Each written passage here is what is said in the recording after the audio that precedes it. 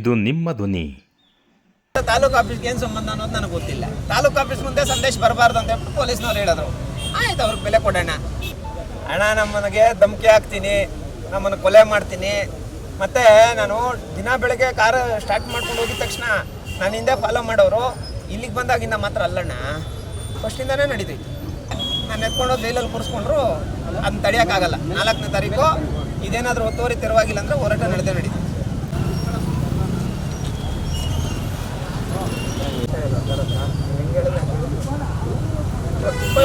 ಬರಬಾರ್ದು ಅಂದರೆ ಏನು ಹಲೋ ಅರೆಸ್ಟ್ ಮಾಡಿ ಸರ್. ಇಲ್ಲ ಮನೇಲಿ ಇರ್ತೀನಿ, ಇಲ್ಲ ಇವಾಗೇ ಕರ್ಕೊಂಡು ಹೋಗಿ ಇದೇನಿಲ್ಲ.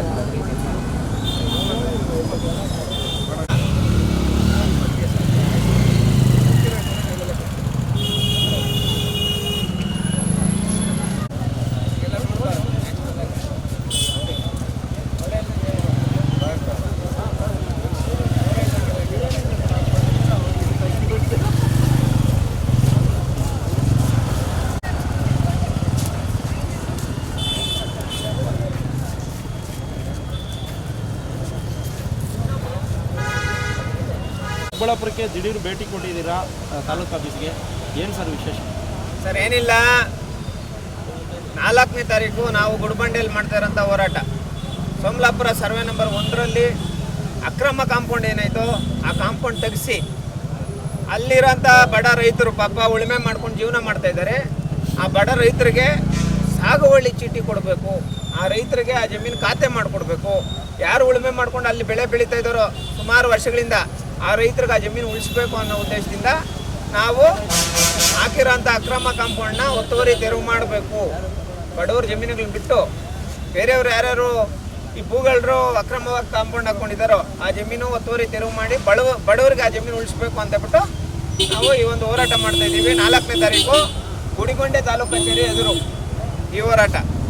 ಈ ವಿಚಾರಕ್ಕೆ ಸಂಬಂಧಪಟ್ಟಂಗೆ ನಾವೇನು ಹೇಳ್ತೀವಿ ಅಂದರೆ, ಯಾವುದೇ ಕಾರಣಕ್ಕೂ 4ನೇ ತಾರೀಕು ಒಳಗೆ ಸರ್ವೆ ನಡೆಸಿ ಅದಕ್ಕೆ ಸಂಬಂಧಪಟ್ಟಂಥ ರಿವ್ಯೂ ರಿಪೋರ್ಟ್ ಏನೈತೋ, ಯಾರ ಹೆಸರಲ್ಲಿ ಪಾಣಿ ಐತೆ, ಸರ್ಕಾರದ ಹೆಸರಲ್ಲಿದ್ದಾಗ ಸರ್ಕಾರ ಅಧೀನ ಪಡ್ಕೊಬೇಕು. ಬೇರೆಯವ್ರ ಹೆಸರು ಖಾತೆಗಳಾದ್ಮೇಲೆ ನೋಡ್ಕೊಳ್ಳೋಣ. ಆದರೆ ಖಾತೆಗಳಾಗ್ದಿರ ಯಾರಾದರೂ ಡೂಪ್ಲಿಕೇಟ್ ಡಾಕ್ಯುಮೆಂಟ್ ಮಾಡ್ಕೊಂಡಿದ್ದಾಗ ಪ್ರೆಸೆಂಟ್ ಖಾತೆ ಗೌರ್ಮೆಂಟ್ ಅಂತ ಹೇಳ್ಬಿಟ್ಟು ಬಂದಾಗ ಸರ್ಕಾರ ಅದನ್ನು ಅಧೀನ ಪಡ್ಕೊಳ್ಬೇಕು. ಅಲ್ಲಿರೋಂಥ ಬಡವರಿಗೆ ಈಗ ಪ್ರೆಸೆಂಟ್ ಯಾರು ಉಳುಮೆ ಮಾಡ್ತಾ ಇದ್ದಾರೆ ಅವರಿಗೆ ಸಾಗುವಳಿ ಚೀಟಿಗಳು ಕೊಟ್ಟು ಅವ್ರ ಜಮೀನುಗಳು ಅವ್ರು ಉಳಿಸ್ಬೇಕು ಅಂತ ಹೇಳ್ಬಿಟ್ಟು ಹೋರಾಟ ಮಾಡ್ತಾ ಇರೋಂಥದ್ದು. 4ನೇ ತಾರೀಕು ಸರ್ವೆ ನಡೆಸಿ ಕಾಂಪೌಂಡ್ ಹೊಡೆದಾಕಿದ್ರೆ ನಮ್ಮದು ಹೋರಾಟ ಇಲ್ಲ. ನಾವು ಕೇಳ್ತಾ ಇರೋದು ಒಂದೇ, ಅಕ್ರಮವಾಗಿ ಕಾಂಪೌಂಡ್ ಹಾಕಿದಾರಲ್ಲ, ಅಕ್ರಮವಾಗಿ ಹಾಕಿರೋಂಥ ಕಾಂಪೌಂಡ್ನ ಒತ್ತುವರಿ ತೆರವು ಮಾಡಬೇಕು. ಸರ್, ಇಲ್ಲಿಗೆ ಆ ಒಂದು ವಿಷಯದ ಬಗ್ಗೆ ಇಲ್ಲಿಗೆ ಏನಕ್ಕೆ ಬಂದಿದ್ದೀರಾ? AC ಅವ್ರು ಇದ್ದಾರಲ್ಲ, AC ಅವ್ರಿಗೆ ಹೇಳ್ಬೇಕಲ್ಲ. AC ಅವ್ರು ವಿಚಾರ ಮುಟ್ಟಿಸ್ಬಿಟ್ಟು ಮತ್ತೆ ನಾವು ಬಂದಿದ್ದೆ. ನಾನು ಈ ವಿಚಾರ 33 ಗಂಟೆಗೆ ಬಂದಿದ್ದಪ್ಪ. ಇವಾಗ ತಹಸೀಲ್ದಾರ್ ಕಚೇರಿಯಿಂದ AC ಅವ್ರ ಕಚೇರಿಗೆ ಬಂದೈತಿ ಇವ್ರದ್ದು. ಅವ್ರ ಫೈಲ್ ಏನಾದರೂ ಇವತ್ತು ಕೆಲಸ ಮುಗಿಸ್ಬಿಟ್ರೆ ಎಲ್ಲ ನೋಡಿ ಇಂಥ ಬಡವ್ರಿಗೆ ನ್ಯಾಯ ಸಿಗ್ದಂಗೆ ಆತೈತೆ. ಅಕಸ್ಮಾತ್ ಅಲ್ಲಿನೂ AC ಕಚೇರಿಯಲ್ಲಿ ಅವ್ರಿಗೆ ನ್ಯಾಯ ಸಿಕ್ಕಿಲ್ಲ ಅಂದರೆ ನಮ್ಮ ಹೋರಾಟ ನಿರಂತರವಾಗಿ ಮತ್ತೆ ಇಲ್ಲಿ ಕೂಡ AC ಕಚೇರಿ ಮುಂದೆ ಕೂಡ ನಡೆಯುತ್ತೆ ಸರ್. ಸರ್, ಬಾಗೇಪಲ್ಲಿಯಲ್ಲಿ ನೀವು ಏನು ಸುಬ್ಬಾರೆಡ್ಡಿ ವಿರುದ್ಧವಾಗಿ ಏನು ಆರೋಪಗಳು ಮಾಡಿದರೆ, ಅದರ ವಿರುದ್ಧವಾಗಿ ನಿಮ್ಮ ವಿರುದ್ಧವಾಗಿ ದಲಿತ ಸಂಘಟನೆಗಳು ತುಂಬ ತೀಕ್ಷ್ಣವಾಗಿ ಕಟುವಾಗಿ ಟೀಕೆ ಮಾಡಿದ್ದಾರೆ, ಏನು ಹೇಳ್ತೀನಿ ಸರ್? ಯಾವ ಥರನ ಟೀಕೆ ಮಾಡ್ಕೊಳ್ಳಿ, ಅದರಲ್ಲಿ ನಮ್ಮದು ಇದೇ ಇಲ್ಲ. ಯಾವ ಥರನ ಟೀಕೆ ಮಾಡ್ಕೊಳ್ಳಿ. ನಾನು ಹೇಳಿದ್ದೀನಲ್ಲ, 100 ಜನ 1000 ಜನ ಪ್ರೆಸ್ ಮೀಟ್ ಮಾಡಲಿ, 1000 ಟೀಕೆ ಮಾಡಲಿ, 1000 ಜನ ಹೋಗಿ ನನ್ನ ಮೇಲೆ ಪೊಲೀಸ್ ಸ್ಟೇಷನಲ್ಲಿ ಕಂಪ್ಲೇಂಟ್ ಕೊಡಲಿ, ಕಾನೂನಾತ್ಮಕವಾಗಿ ನಮ್ಮ ಹೋರಾಟ ನಡೆಯುತ್ತೆ. ಒಂದೇ ಮಾತು ಹೇಳ್ತೀನಿ ಸರ್, ಅವ್ರಿಗೆ ಮಾತ್ರ ಅನ್ನೋದಲ್ಲ, ಯಾರ್ಯಾರಿದ್ದಾರೋ ಅವ್ರಿಗೆಲ್ಲ ಒಂದೇ ಮಾತು ಹೇಳ್ತೀನಿ. ಸುಬ್ಬಾರೆಡ್ಡಿ ಹಿಂದೆ ಇರೋಂಥ ಎಲ್ಲ ಮುಖಂಡರಿಗೆ ಆಯಾ ಟೈಮ್ಗೆ ಊಟ ಸಿಗ್ತೈತಿ, ಆಯಾ ಟೈಮ್ ದುಡ್ಡು ಸಿಗ್ತೈತೆ, ಆಯಾ ಟೈಮ್ಗೆ ಏನೇನು ಬೇಕೆಲ್ಲ ಸಿಗ್ತೈತೆ. ಮತ್ತು ಅವ್ರಿಗೆ ಬೇಕಾಗಿರೋಂಥ ಕಾಂಟ್ರಾಕ್ಟ್ ಕೆಲಸಗಳು ಸಿಗ್ತೈತೆ. ಅವ್ರಿಗೆ ಬೇಕಾಗಿರೋಂಥ ಎಲ್ಲ ಸವಲತ್ತುಗಳನ್ನು ಸುಬ್ಬಾರೆಡ್ಡಿ ಜೊತೆಯಲ್ಲಿರೋಂಥ ಲೀಡರ್ಸ್ಗೆ ಆಗ್ಬೋದು, ಅವ್ರ ಜೊತೆಯಲ್ಲಿರೋಂಥವ್ರಿಗೆ ಸಿಗುತ್ತೆ. ಅದೇ ಬಡವ್ರ ಜೊತೆ ಇದ್ರೆ ಏನು ಸಿಗುತ್ತೆ ಗೊತ್ತಾ? ಸುಳ್ಳು ಕೇಸುಗಳು, ಕಂಪ್ಲೇಂಟ್ಗಳು, ದೌರ್ಜನ್ಯಗಳು, ಆರೋಪಗಳು ಇವೆಲ್ಲ ಸಿಗ್ತೈತೆ. ಆದರೆ ಸುಬ್ಬಾರೆಡ್ಡಿ ಜೊತೆ ಇರೋರಿಗೆ ಯಾರೂ ಗುರ್ಸೋ ಅಂಥ ಕೆಲಸ ಮಾಡಲ್ಲ. ಸುಬ್ಬಾರೆಡ್ಡಿ ಜೊತೆ ಸುಬ್ಬಾರೆಡ್ಡಿ ಒಬ್ಬರೇ ಹೆಸರು ಮಾಡ್ತಾರೆ, ಒಬ್ಬರೇ ದುಡ್ಡು ಮಾಡ್ತಾರೆ, ಒಬ್ಬರೇ ಆಸ್ತಿ ಮಾಡ್ತಾರೆ ಹೊರತು ಜೊತೆಯಲ್ಲಿರೋ ಅಂಥವ್ರಿಗೆ ಯಾವುದೂ ಸಿಗಲ್ಲ. ಅದೇ ಬಡವ್ರ ಪರವಾಗಿ ನಾವು ನಿಂತ್ಕೊಂಡು ಬಡವ್ರ ಪರವಾಗಿ ಹೋರಾಟ ಮಾಡಿ ಬಡವ್ರನ್ನೇ ನನಗೆ ಇವೆಲ್ಲ ಮೆಟ್ಟು ನಿಂತು ಏನೋ ಕೇಸು, ಕಂಪ್ಲೇಂಟ್ಗಳು, ದೌರ್ಜನ್ಯಗಳು ಇವುಗಳನ್ನೆಲ್ಲ ಮೆಟ್ಟು ನಿಂತು ನಾವು ಬಡವ್ರನ್ನ ಗೆಲ್ಸಿದ್ದೀವಿ ಅಂದರೆ ಆ ಒಂದು ಹೆಸರು ಇಡೀ ಪ್ರಪಂಚದಲ್ಲಿ ಇಡೀ ಭೂಮಿ ಇರೋ ತನಕ ಉಳ್ಕೊಳ್ಳುತ್ತೆ ಅಂತ ಹೇಳ್ಬಿಟ್ಟು ಈ ಮುಖಾಂತರ ಹೇಳ್ತೀನಿ. ಯಾರೇ ಅನ್ಯಾಯ ಮಾಡಿದ್ರು ಖಂಡಿಸ್ಬೇಕು ಸರ್, ಅದು ಯಾರೇ ಆಗಲಿ. ಈಗ ಸುಬ್ಬಾರೆಡ್ಡಿ ಜೊತೆಲಿರೋರಿಗೆ ಮತ್ತು ಬಡವ್ರ ಜೊತೆಗಿರೋರಿಗೆ ಏನು ಡಿಫ್ರೆನ್ಸ್ ಅಂತ ಹೇಳ್ಬಿಟ್ಟು ಎಕ್ಸ್ಪ್ಲೇನ್ ಮಾಡಿದ್ದೀನಿ. ಅದೇ ಥರ ನನ್ನಿಂದ ನಾನು ನೋಡಿದ್ರೆ 4 ಜನಕ್ಕೆ ದುಡ್ಡು ಸಿಗುತ್ತಂದರೆ ಆರಾಮಾಗಿ ಹೊಡಿತು. ನನ್ನ ಮೇಲೆ ಪ್ರೆಸ್ ಮೀಟ್ ಮಾಡಿದ್ರೆ 4 ಜನಕ್ಕೆ ಅನುಕೂಲ ಆಗುತ್ತಂದರೆ ಆರಾಮಾಗಿ ಪ್ರೆಸ್ ಮೀಟ್ ಮಾಡಿ. ನನ್ನ ಮೇಲೆ ಆರೋಪ ಮಾಡಿದ್ರೆ ಒಂದು 4 ಜನಕ್ಕೆ ಅನುಕೂಲ ಆಗುತ್ತಂದರೆ ಆರಾಮಾಗಿ ಮಾಡಲಿ. ನಮ್ಮದು ಯಾವುದೇ ಅಬ್ಜೆಕ್ಷನ್ ಇಲ್ಲ. ಯಾರೇ ಒಬ್ಬರು ಆರೋಪ ಮಾಡಿದಾಗ ಅಥವಾ ನನ್ನ ವಿರುದ್ಧ ಹೋರಾಟ ಮಾಡಿದಾಗ ಅಥವಾ ನನ್ನ ವಿರುದ್ಧ ಕಂಪ್ಲೇಂಟ್ ಕೊಟ್ಟಾಗ ನಂದೇನೇ ಅಬ್ಜೆಕ್ಷನ್ ಇಲ್ಲ. ಅವ್ರ ಹೋರಾಟ ಅವ್ರದ್ದು, ನನ್ನ ಹೋರಾಟ ನಂದು. Thank you sir. ಎಲ್ಲ ಶಾಸಕರು ಅಂತ ಹೇಳ್ತಾರೆ. ಹೌದಣ್ಣ, ರಿಯಲ್ ಎಸ್ಟೇಟ್ ಮಾಡ್ಕೊಳ್ಳಿ ಅಣ್ಣ, ನಮ್ದೇನು ಅಬ್ಜೆಕ್ಷನ್ ಇಲ್ಲ. ರಿಯಲ್ ಎಸ್ಟೇಟ್ ಅಂದರೆ ಏನು ಗೊತ್ತಾ, ಯಾವುದೋ ಒಬ್ಬರು ಮಾರ್ತಾ ಇರ್ತಾರೆ ಜಮೀನು, ఆ జమీన్ ಇನ್ನೊಬ್ರು కొడసోదు రియల్ ఎస్టేట్ రే మీకు ఆ జమీన్లు అంతా ఇప్పించేస్తాను, మీకేం కావాలో అంతా చేస్తాను, అట్లుంది ఇట్లుంది, మీ ఆ జమీన్ పెట్టుకొని ఏం చేస్తారు ನೀವು ಅಲ್ಲಿರೋಂಥ ಜಮೀನು ಏನು ಮಾಡ್ತೀರಾ ಅಂತ ಹೇಳ್ಬಿಟ್ಟು. ಬಡವರ ಜಮೀನು 1 ಲಕ್ಷಕ್ಕೆ 1.5 ಕೋಟಿ ಬೆಲೆ ಬಾಳಂತ, 1 ಕೋಟಿ ರೂಪಾಯಿ ಬೆಲೆ ಬಾಳಂತ, 50 ಲಕ್ಷ 80 ಲಕ್ಷ ಬೆಲೆ ಬಾಳಂತ ಜಮೀನ 1 ಲಕ್ಷ 2 ಲಕ್ಷಕ್ಕೆ ಜಿಪಿ ಅಗ್ರಿಮೆಂಟ್ ಆಗ್ತಾರಲ್ಲ, ಇದು ಮಾಡಬಾರ್ದು ಅಂತ ಹೇಳ್ತಾರೆ. ಮತ್ತೆ ಯಾರಾದರೂ ಪ್ರಭಾವಿ ವ್ಯಕ್ತಿಗಳಿಂದ ಏನಾದರೂ ಧಮಕಿ ಮತ್ತೆ ಮತ್ತೊಂದು ಏನಾದರೂ ಬಂದಿತ್ತಾ ನಿಮಗೆ? ಅಣ್ಣ, ನಮ್ಮನಿಗೆ ಧಮಕಿ ಹಾಕ್ತೀನಿ, ನಮ್ಮನ್ನು ಕೊಲೆ ಮಾಡ್ತೀನಿ. ಮತ್ತು ನಾನು ದಿನ ಬೆಳಗ್ಗೆ ಕಾರ್ ಸ್ಟಾರ್ಟ್ ಮಾಡ್ಕೊಂಡು ಹೋಗಿದ ತಕ್ಷಣ ನಾನು ಹಿಂದೆ ಫಾಲೋ ಮಾಡೋರು ಇಲ್ಲಿಗೆ ಬಂದಾಗಿಂದ ಮಾತ್ರ ಅಲ್ಲಣ್ಣ, ಫಸ್ಟಿಂದನೇ ನಡೀತೈತಿ. ಫಸ್ಟಿಂದನೇ ನನಗೆ ಧಮಕಿ ಹಾಕೋರು, ಫೋನ್ಗಳು ಮಾಡಿ ಬೆದರ್ಸೋಂಥವ್ರು, ನಮ್ಮನ್ನು ಫಾಲೋ ಮಾಡೋಂಥವ್ರು, ಇದೆಲ್ಲ ಫಸ್ಟಿಂದನೇ ನಡೀತೈತೆ. ಆದರೆ ನಾನೇನಂದರೆ ಈ ಜೀವದ ಮೇಲೆ ನನಗೆ ಯಾವುದೇ ಆಸೆ ಇಲ್ಲಪ್ಪ, ಏನೋ ಒಂದು ಮಾಡಬೇಕು ಏನಿಲ್ಲ. ಯಾರೋ ಕೊಲೆ ಮಾಡ್ತಾರ, ಕೊಲೆ ಮಾಡಿಬಿಡಿ. ಈಗ ಬಾಗೇಪಲ್ಲಿ ಜನತೆ ಜಾಸ್ತಿ ಜನ ಹೇಳೋದೇನು ಗೊತ್ತಾ, ನಾನು ಹೋರಾಟ ಮಾಡಬೇಕು ಅಂತ ಹೇಳ್ಬಿಟ್ಟು ನನಗೂ ತುಂಬ ಇಷ್ಟ. ಆದರೆ ಶಾಸಕರ ಕಡೆಯವ್ರು ನಮ್ಮ ಮೇಲೆ ಸುಳ್ಳು ಕೇಸ್ ಹಾಕ್ತಾರೆ, ಶಾಸಕರ ಕಡೆಯವ್ರು ನಮ್ಮನ್ನು ಕೊಲೆ ಮಾಡ್ಬೋದು, ಶಾಸಕರ ಕಡೆಯವ್ರು ನಮ್ಮನ್ನ ಏನೋ ಒಂದು ಮಾಡ್ಬೋದು, ಅದಕ್ಕೆ ನನಗೆ ಮಾತಾಡೋದಕ್ಕೆ ಇಷ್ಟ ಇಲ್ಲ ಅಂತಾರೆ. ಶಾಸಕರ ಕಡೆಯವ್ರು ಕೊಲೆ ಮಾಡಿದ್ರು, ಕೊಲೆ ಮಾಡಿಲ್ಲ ಅಂದರು, ಯಾರೋ ಒಬ್ರು ಬಂದು ಕೊಲೆ ಮಾಡಿದ್ರು, ಕೊಲೆ ಮಾಡಲಿಲ್ಲ ಅಂದರು, ನಾಳೆ ದಿನ ನೀನು ಬದುಕಿರ್ತಿ ಅಂತ ಹೇಳ್ಬಿಟ್ಟು ನಿನಗೆ ನಂಬಿಕೆ ಆಯಿತಾ? ನಾನಿವಾಗ ಬದುಕಿದ್ದೀನಿ, ಇನ್ನೊಂದು ಅವ್ರಿಗೆ ಬದುಕಿರ್ತೀನಿ ಅಂತ ಹೇಳ್ಬಿಟ್ಟು ನನಗೆ ನಂಬಿಕೆ ಆಯಿತಾ? ಇರೋ ತನಕ, ಬದುಕಿರೋ ತನಕ ಹೋರಾಟ ಮಾಡಬೇಕು. ಅವನಿಗೊಂದು ಲೆವೆಲ್ ಇರ್ತೈತೆ. ಮೊನ್ನೆ ತಾನೇ ನಾವು ನೋಡಿದ್ವಿ, ನಾರ್ತ್ ಇಂಡಿಯಾ ಕಡೆ ನೋಡಿದ್ವಿ, ಯಾರೋ ಒಬ್ಬ ಹೋರಾಟಗಾರ ಅಷ್ಟು ಜನ ಟಾರ್ಚರ್ ಕೊಟ್ಟು ಎನ್ಕೌಂಟ್ರ್ ಮಾಡಿ ಸಾಯಿಸಿದ್ರು, ನಕಲಿ ಎನ್ಕೌಂಟ್ರ್ ಮಾಡಿ ಸಾಯಿಸಿದ್ರು. ಅವನ ಹೆಸರು ಯಾವ ಥರ ಆಯಿತು?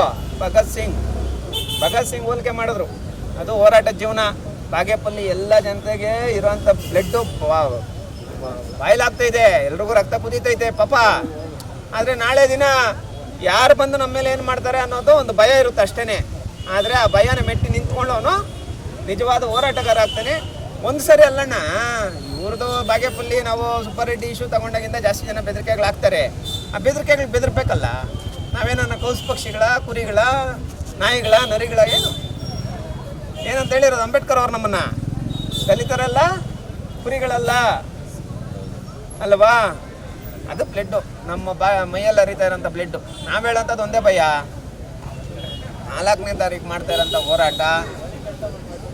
ದುಡ್ಡಿರೋಂಥ ಶ್ರೀಮಂತ ದಲಿತರೆಲ್ಲ MLA ಶಾಸಕರ ಜೊತೆ ಇರಲಿ, ಎಲ್ಲ ಸಮುದಾಯದ ಬಡವರು ನನ್ನ ಜೊತೆ ಇರ್ತಾರೆ. Thank you sir. ಏನನ್ನೋದೇ ಗೊತ್ತಿಲ್ಲ ಅಣ್ಣ. ನಾವು ಚಿಂತಾಮಣಿದು ಒಂದು ಇಶ್ಯೂ, ಅಲ್ಲಿಗೆ ಮಾನ್ಯ ಶ್ರೀ ನಮ್ಮ ಪೊಲೀಸ್ SP ಅವರು ಆ ಒಂದು ಸ್ಥಳಕ್ಕೆ ನೀವು ಹೋಗಬಾರ್ದು ಹಂಗೆ ಹಿಂಗೆ ಅಂತ ಹೇಳ್ಬಿಟ್ಟು ಅಂದರು. ಅದಕ್ಕೆ ಸಂಬಂಧಪಟ್ಟಂಗೆ 107 ಸಭೆನೇನೋ ಮಾಡಿದರು. ಸರಿ ಆಯಿತು ಅಂತ ಹೇಳ್ಬಿಟ್ಟು ನಾವು ಹೇಳಿ ಕಾನೂನಿಗೆ ಬೆಲೆ ಕೊಟ್ಟು ಹೋಗಿಲ್ಲ.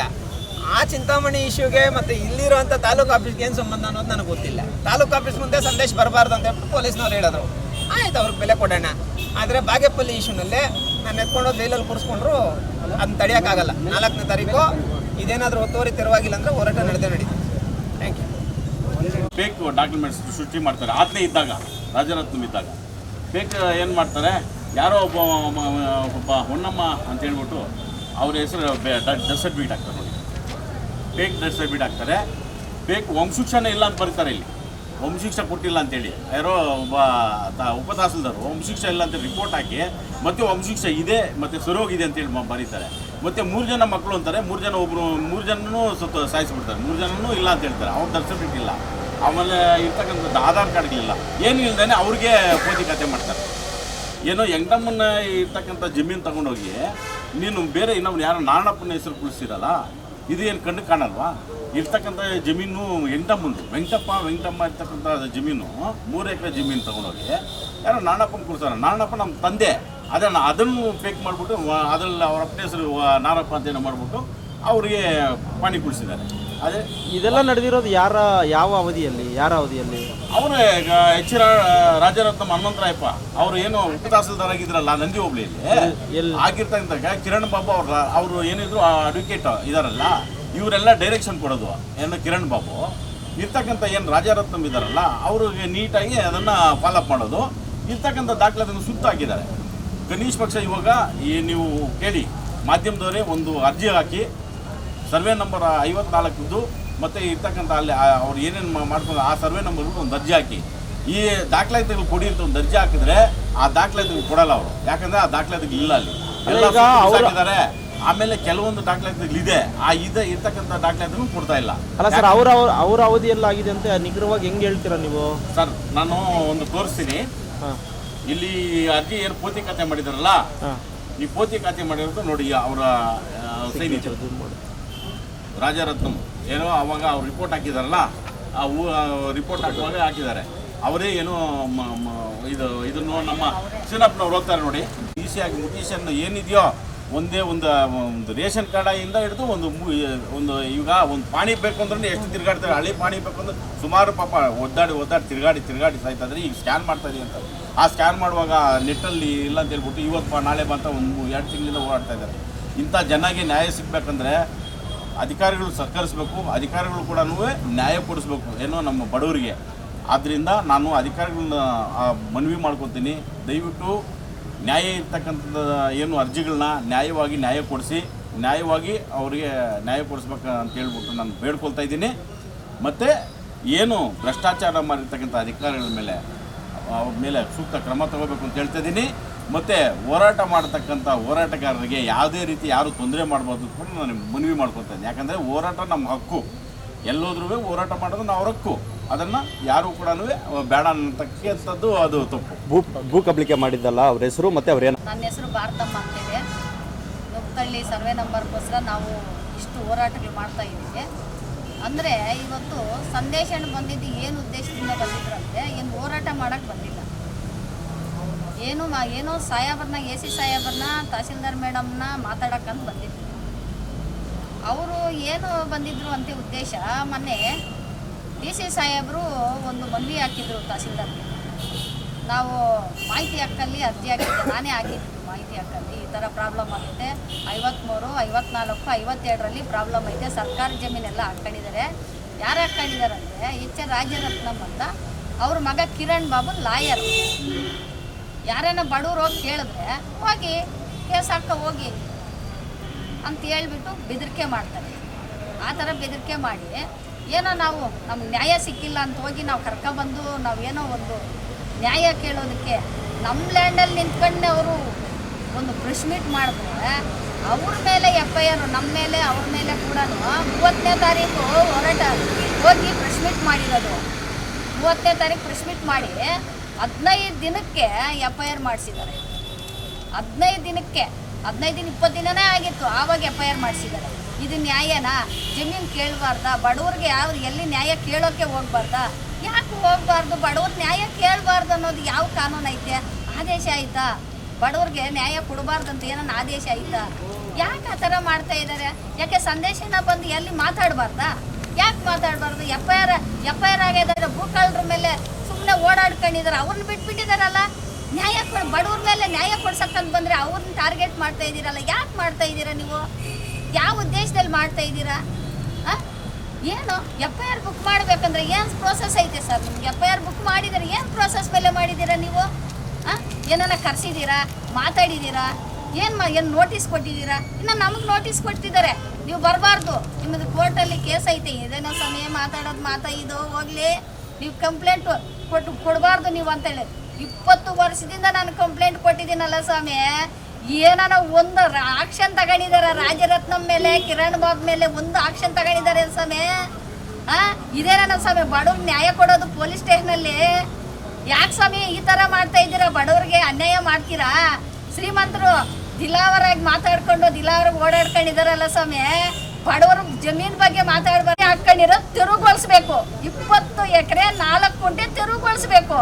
ಅದಕ್ಕೆ ಮಾತ್ರ ಬಂದಿದ್ರೆ ನೋಡಿ ಸ್ವಾಮಿ, ಅರ್ಜಿಗಳು ಹಾಕಿದೀವಿ, ಅದು ಕೇಳಕ್ ಬಂದಿದ್ರೆ ನೀವು ಬರಬಾರ್ದು ಅಂತ ನೀವು ಕಾನೂನು ಬಗ್ಗೆ ನೀವು ಇದು ಮಾಡ್ತೀರಲ್ಲ ಸ್ವಾಮಿ. ಇದೇನೇ ಸ್ವಾಮಿ ನೀವು ಮಾಡೋದು? ನ್ಯಾಯನ ಸ್ವಾಮಿ ಇದು ಮಾಡೋದು? ಪೊಲೀಸರು ಮಾಡೋ ನ್ಯಾಯನ ಇದು? ಇಲ್ಲ ತಾಲೂಕ್ ಆಫೀಸಲ್ಲಿ ಮಾಡೋ ನ್ಯಾಯನ ಸ್ವಾಮಿ ಇದು? ಈ ತರ ಯಾರಿಗಾನ ಆಗ್ತಾ ಇದ್ದೇನೆ ಸ್ವಾಮಿ.